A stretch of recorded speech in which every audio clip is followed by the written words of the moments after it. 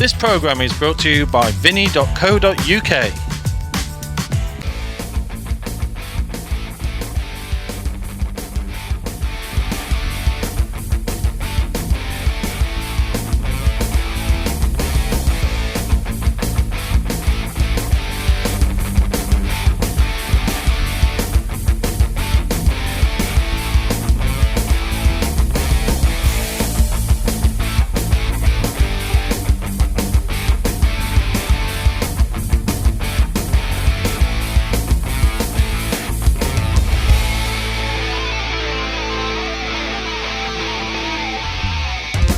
Welcome back to the Champions League pool here on Free Sports. Well, an interesting, to say the least, ending to Sean Storey versus Michael Hill, wasn't it? The drama may well keep on going. We'll keep our eye on that one, don't you worry about that. And next up, we have a big match. It is all to play for Dave McNamara, who wants to get his name up in lights a little bit here. He's been, I think it's fair to say, Simon, very unlucky so far tonight, and it's not going to get any easier because he's got Michael Hill to contend with. Yeah, it's not been his night, and that's not because of what he's done on his side of the table. It's just he hasn't had the opportunities. He's made, for me, he hasn't missed a ball. He's made one positional error, and that's cost him 2 matches. In his last match, he played 4 shots and lost 4-0 with 2 dry breaks and a foul break, and that was that. Oh. Well. Ball in hand, break that. Time running.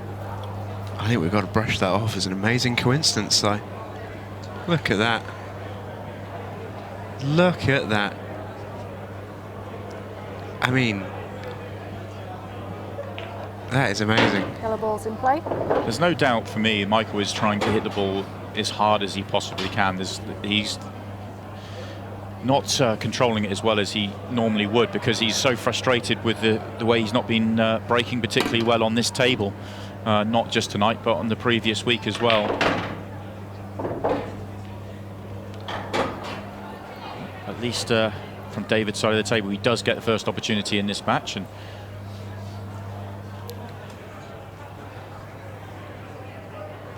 David's as close, or getting very close to playing as many shots in this match as he did in the whole of the last one. Yeah, which is a remarkable thing, isn't it? And sorry to bring up painful memories. Thank you. For you, Simon. But we've talked about this before, I know, where you actually, more than most, know exactly what that feels like, because I remember a good few years ago now, you had a match, I think it was Premier League at the time, Champions Cup? Champions Cup it was, yeah, Simon Ward. Thank you, Simon, if you're watching. 6-0 defeat, and I played 4 shots. Which was 3 breaks and 1 tough long pot, if I remember, is that right?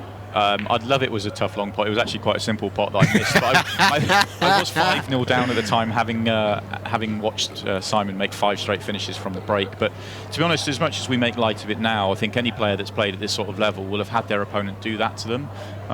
It's just unfortunate for David that it's happened tonight in the quarterfinals of a major TV tournament. I've got to give you so much respect for not taking the easy way out there. I mean, part of me wishes that Simon had just I'd broken dry in that last frame and Simon had made 6 straight dishes, because it would have felt all I remember really is the missed pot. But that was a turning point in some ways. Absolutely. I was still in it at 5-0. But it's a cruel part of the game, isn't it? And you can see here with the way Dave's going about this clearance. This was a difficult clearance, and he's making light work of it so far. Super professional player is Dave McNamara. You can bet your bottom dollar he's going to take this match every bit as seriously as pretty much any of his other matches.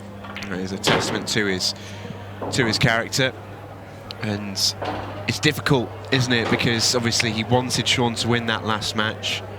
Have to play something of a meze to get the black up the top of the table. That's a great pot. Well played, Dave McNamara. A huge amount of credit to him. He's still taking this very seriously, and he could well have a major say in the ending of this group, because if, for example, he could inflict a defeat on Michael Hill, it could really put the cat amongst the pigeons. But here we go then. This is how it currently stands after 2 matches apiece. We have 2 more matches, including the one we're watching right now, to play. Michael Hill is there, we think, because no one Sean Story and Chris Melling both can't get 4. So Michael Hill's in the top 2. Whether he can finish top is up to him. If he wins this match, he will do. For Sean Story and Chris Melling, it could be winner takes all for them. If they end up with a draw in their final match, it's highly likely we go to a 6-red shootout and decide who qualifies. Yeah, so just trying to work the maths out in my head, which isn't always the easiest thing for me to do, but I think Michael just needs a point out of this match to guarantee finishing top, which means he would play Neil Raybone in next week's semi-final. And our last match tonight will be a winner-takes-all affair with a draw, meaning it's a 6-red shootout between Sean Story and Chris Melling. Well, again, not a great split for Deej, and he had a pretty tough opening pot. Michael Hill with a chance to recover. Red ball's in play. It's a tough one for David to go out there and try and perform. He is going to give it everything he's got, but you know, that was a tough opening ball. It's just frustrating when you know you're out the competition. It's not gone your way. Trying to gear yourself up. We've seen it a few times in this competition, in this this group format. And to every player that's been in that position's credit, they've all tried their hardest to try and win the match.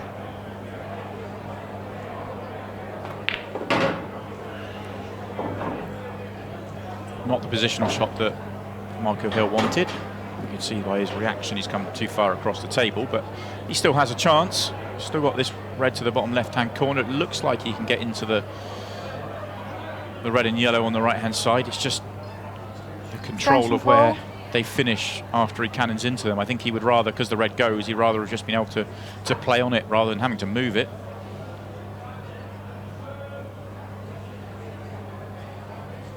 He could play for the gap if he wanted to.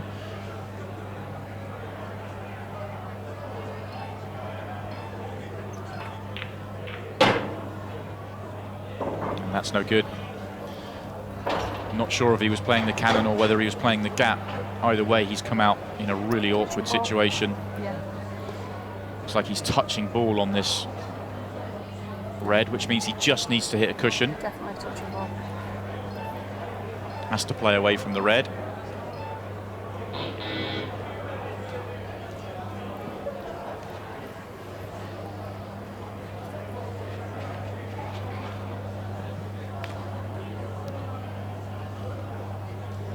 Another tough pot here for David. I think he's going to take it on. Not a great safety option, and excellent pot. Now a great chance to go 2-0 in front. He really has done so little wrong tonight. He's played brilliantly throughout. Yeah, there's no doubt that when he drives home tonight, he'll be thinking about this positional shot he made in his very first match, 2-0 ahead against Sean Story. That positional shot where he snookered himself on his last ball when he should have gone 3-0 ahead. That was the moment for him. You never know what will happen after that, but you have to feel that if he goes 3-0 ahead in that match, he probably goes on and wins it. And then this match here, he wouldn't be out even if he'd lost his second match. This would be about trying to make it either into a 6-red shootout or even to qualify outright. So the difference in the night for him could come down to one shot. It's just crazy, isn't it? It really is. That might not just have the legs. He had to play it very, very, very carefully. He needed to hold the white. It was tough. He's not left much here for Michael Hill, though. This is difficult. Left the yellow hanging over the pocket, and obviously that's the primary source. I think he's going to try and play the red onto the yellow and snooker the cue ball on the 8 ball. That looked like a time foul to me. I think it's been called as well. It's a foul. Again?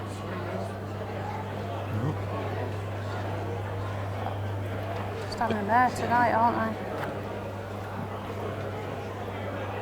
I'm not too sure what's ended up being called in the end.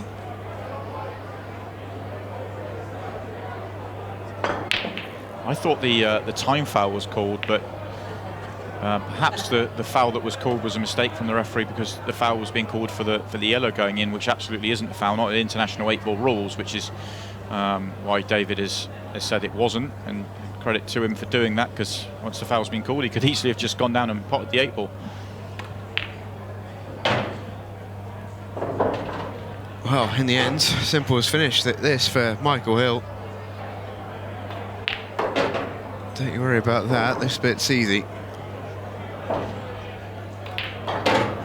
1-1. A game that Michael Hill, if he wins, qualifies top of the group. Sets up a mouth-watering potential semi-final, by the way, there.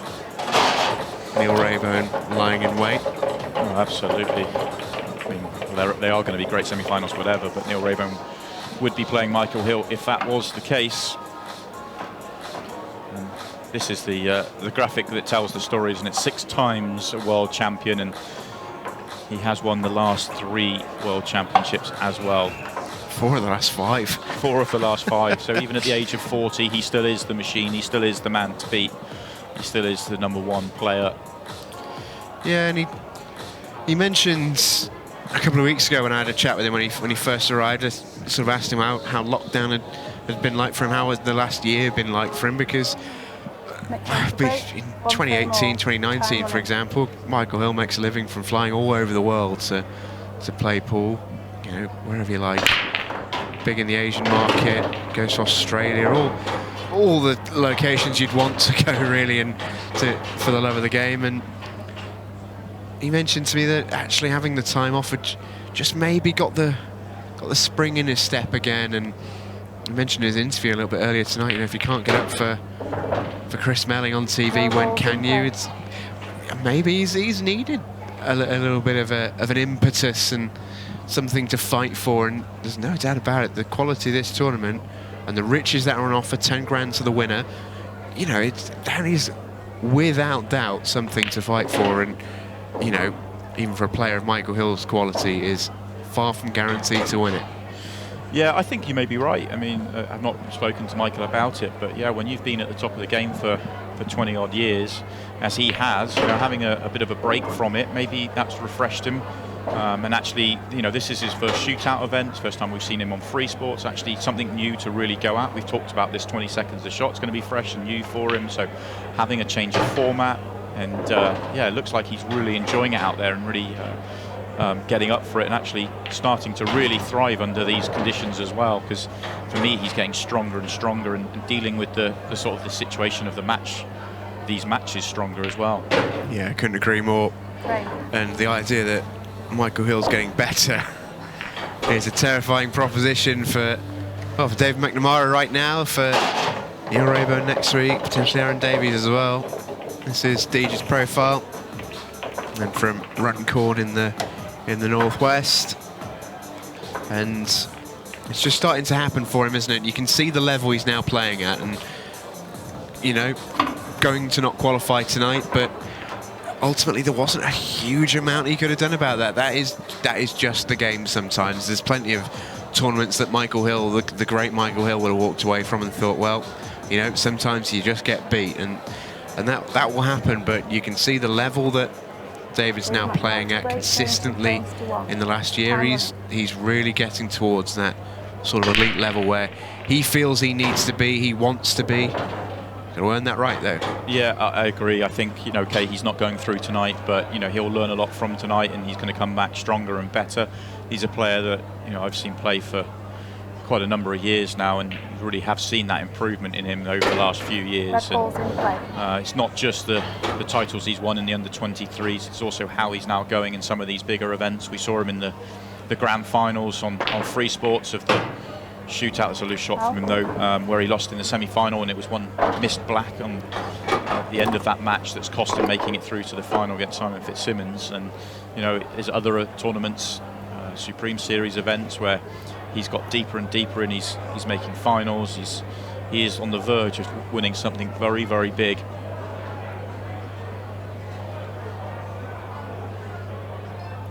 Won't be tonight though. It has been a tough one for him, and it's not going to get any easier because Michael's laid a horrible snooker here.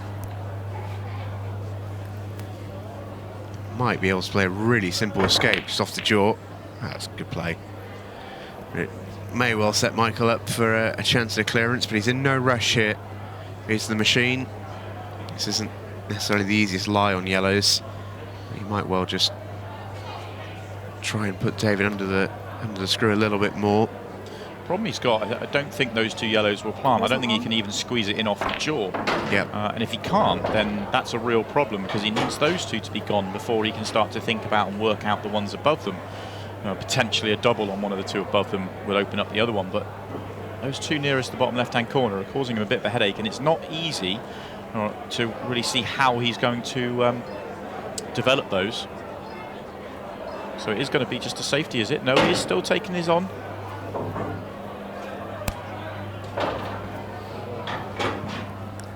This would be a big statement if this game had a lot riding on it.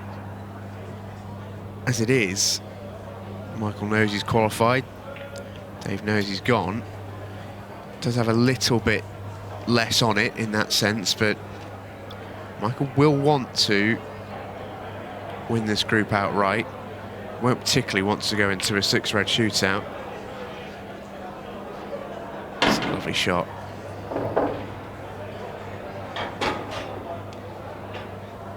Just a reminder, even if the top 2 do qualify outright, no doubts about who the top 2 are. Similar to last week, we will have a shootout to decide seeding for finals night. It's what happened last week with Aaron and Neil. And what could yet happen tonight as well. Big final match of the night, isn't it? Sean Storey against Chris Melling, winner takes all. It's a good double, but welded to that red means he's not going to be able to pot it. I don't even think he can come off the cushion, can he? Maybe he can. He's just pointed on the cushion where he wants to hit the cushion to be able to pop the red, and it was close, but it's another one that's got away from him. Oh, he's made this really difficult for Mick, hasn't he? I think Mick's not guaranteed to finish, certainly not at this visit. He's got a little bit of work to do yet.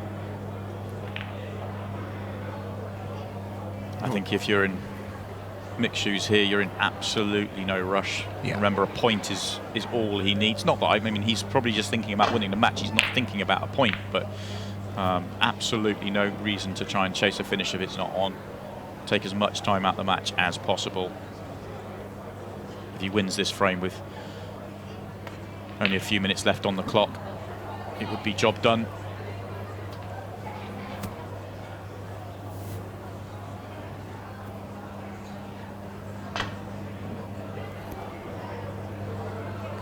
Well, that should do it. Foul. Cue ball in hand then for Michael Hill. Ball in hand. Time running. Again, those 2 yellows at the bottom of the table, they are a problem, because ordinarily after a foul you'd be instantly looking to get into them, but they don't plant at all. A little bit surprised to maybe not see him line up the bottom one. I think he could actually, because they'd separated just a little bit. I think he could have created the plant, and the ball he was worried about was the one on the side cushion, which is why he screwed into it the way he has. And they may well have gone back together where they don't plant. I don't know. From this main camera angle, it looks like he could squeeze these in now. So the clearance is on. Yeah, he can squeeze it in.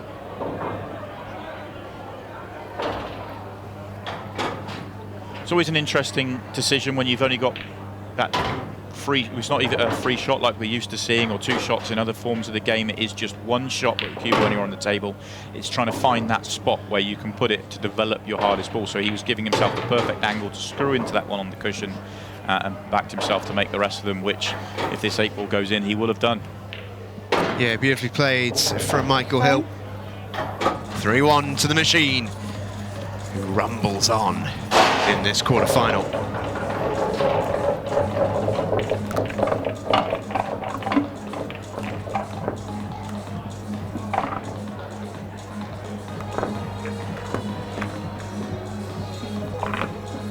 And a reminder, that is what they are playing for. Those are the 2 men who have already made their way through to finals night next week, same time, same place, live here on Free Sports. 2 of the best players in the world right now, really, in Aaron Davies and Neil Raybone.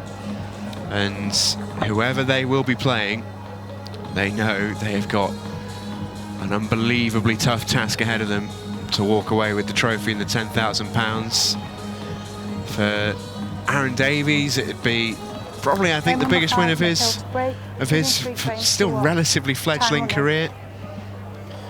Yeah, it would be right up there. It really would be. But it's a title that I think a lot of people will have been expecting. He's been just tracking in the right way, making the IPA World Final a year or so ago. Oh, Mick's hit this break beautifully. Have a watch of this. Great explosion from the pack. Not had the same issues as he had in his group stage. Should be pleased with. Yellow balls in play. Because that was potentially the more I watch that back and the more I think about it, the more remarkable it is that Michael emerged from that group, and here he is in the quarterfinal, looking odds on here to go top of it, 3 wins out of 3. He could so easily have not even been here tonight. That was not only the quality of his group, but even aside from all of that, 1 break out of 9 is such low odds to win matches against some brilliant players in that final group. Yeah, absolutely.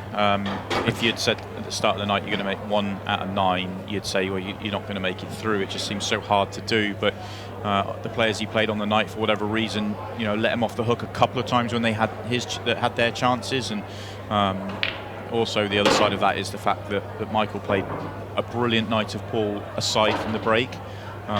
He made only 1 or 2 small mistakes early on in the night. From thereafter, he played pretty much flawless pool. It was just the fact that he was always getting the second bite at the cherry, but he was, when players didn't take their first visit chances, he wasn't letting them off the hook. He was just making sure, and that's why he's in the position he's in now. He's looking in ominous form, isn't he? Here's Michael Hill, and he is 1 shot away from topping the group in the quarterfinal. 3 from 3. The machine is a finalist. Sorry, no, I was up with me there. Just about flawless from Michael Hill. Difficult to go better. Bulletproof. Yeah, very solid performance. That was a scrappy match, certainly early on in the match, but waited and took his chances when they came along. And it's noticeable in that, though, in that match, that he's sort of found his break, dished his last 2 breaks with massive breaks to sort of set up the opportunities. And Michael looks very strong. He came into the whole tournament as one of the big favourites, or if not the favourite for the competition. Now he's into finals night. I don't think that's going to change. Yeah, he's just starting to build up a little bit, isn't he? You can just see. Well, can't wait for that one. That one's set now. Michael Hill against Neil Rayburn. Oh, what a start to finals night that is going to be. Okay, then, it's time to find out who is going to complete that lineup. Will it be Sean Storey or will it be Chris Melling? We are about to find out. Don't you dare go anywhere.